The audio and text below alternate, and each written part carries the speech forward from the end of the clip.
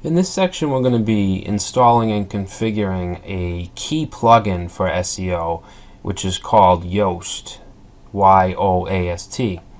And what it does is it gives us all-around functionality for pretty much any SEO aspect of a WordPress website that you could think of. And that has both global settings as well as settings for each individual post or page. So there's two ways we can install this. We can install it right from our admin area, or we can download it and upload it to our site. Just to show you the site, we want to click on this WordPress SEO plugin, and it gives you a little rundown of what you can do with it. And it's completely free and open source. So what you can do is download the plugin, and you can open the archive and then upload it to your plugins folder. But I'll show you the easier way to do that. So I'm logged into my blog admin area, and I'm going to go to plugins and then add new. And I'm just going to search for Yoast. And we can see it's the first one that comes up. It's this WordPress SEO by Yoast. I guess the name of the plugin is actually WordPress SEO, but it's known as just Yoast as well. So let's choose to install that. Okay, so that's installed. Now let's activate it. And you get a little pop-up that asks if you want to help with tracking, and that's basically just sharing information about your site so that they can improve the plugin, but I'm going to choose not to allow tracking. And after you install it, you should see this SEO link. Mostly this is global configurations. We'll also be able to customize the SEO of each post or each page, but this has a bunch of global settings that we can go over. There's a tour if you want to take an in-depth look at everything. And you might want to do that if you're serious about WordPress SEO. The next thing we have is an option to reset the default settings. So basically, if we go through and we make a bunch of changes to the configurations, things like that, and we want to just start over, we can simply click this button and it will let us start over. Next we have tracking. So this is pretty much what we just saw with the pop-up. It'll ask you if you want to provide data to try to improve the component. You can do that if you'd like. I usually leave it unchecked. And then we have some security issues. If you uncheck this and disable the advanced security, then you're going to allow your authors and your editors to do things like redirect posts and add no index to them, things like that. So you might want to keep this checked. I don't really see a reason to uncheck it. And usually components or plugins like this, they have the optimal settings already configured. So you can see tracking isn't checked, security is, things like that. Down here we can actually verify our site with Google Webmaster Tools, Bing Webmaster Tools, and Alexa verification. I'm not going to do that here. We'll actually have a section on Webmaster Tools later on in the course. So next we have the titles and metas area, which we have a few tabs to go over. So the first thing, we have this title setting. And what this means is basically you can customize your titles from within WordPress, but there are some themes that if you have them installed, they will actually control the title tags themselves. So you might want to force rewrite titles.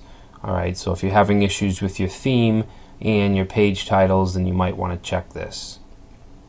Next we have site-wide meta settings. So let's go through these options. First we have no index, subpages of archives. Okay, so basically we want to check this if we want to prevent Google from indexing additional pages of content that are already indexed. And next we have use meta keywords tag. There's even a little caption here that says, I don't know why you'd want to use meta keywords, but if you do, check this box.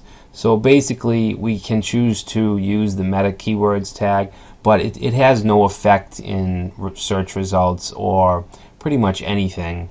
The meta description does, because that's what the user sees, but the keywords, no one sees them, they're not really important. So these next two options I'm not really too familiar with. I know they have to do with if your site's indexed in Yahoo and DMOZ.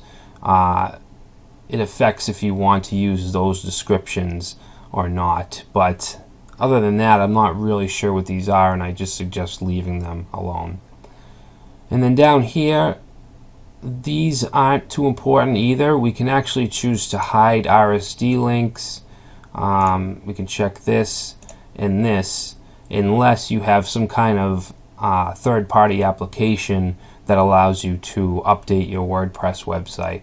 If you don't have that, then you can check all three of those and you'll be fine. And you can also hide the RSS links if you want.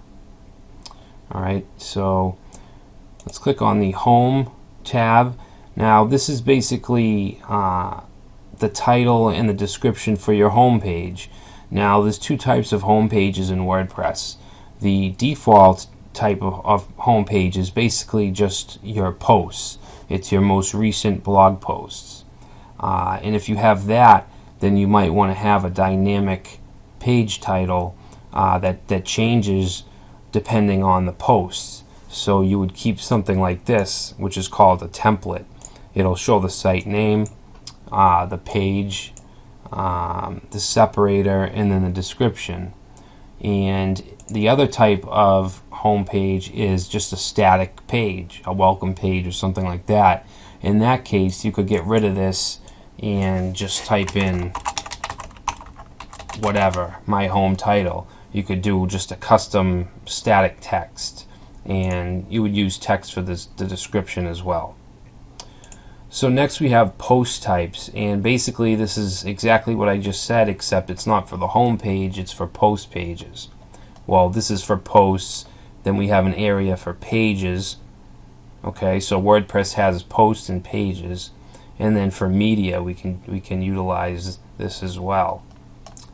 So we can use a template, which is what I would obviously suggest, because you don't want a static page title for every post. You want to utilize the page title for SEO. It's actually probably the most important on-site aspect of SEO. You can also choose to not index or follow posts or pages or media. Authorship, you can choose not to show the rel attribute, and then the date and the snippet preview, you can choose if you want to show that, and you can choose if you want to hide the SEO meta box. Alright, so taxonomy is pretty much same thing, except we're dealing with categories and tags. So these will be category pages. So I would probably just leave these templates the way they are. And then other, we have author archives, date archives, special pages, things like that. So those things really aren't important in most cases. So the next tab we have is the social tab. So we'll click on that, and this is all to do with social network integration with Facebook, Twitter, and Google+. The first option you want to keep checked is to add Open Graph metadata, which will go in the head section of your website.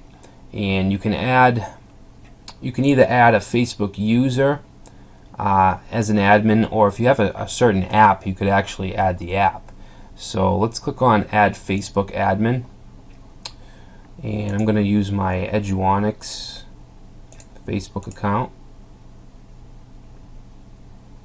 And you'll get this pop-up, which we need to confirm. And let's see, we'll click on Save Changes. Alright, so now we have a Facebook admin. Sorry about that.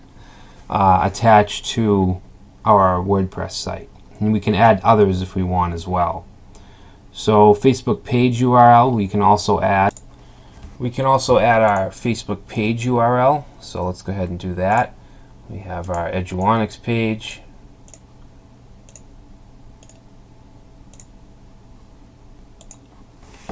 These two have to do with the Open Graph meta tags, but this here, this image URL, this is pretty cool.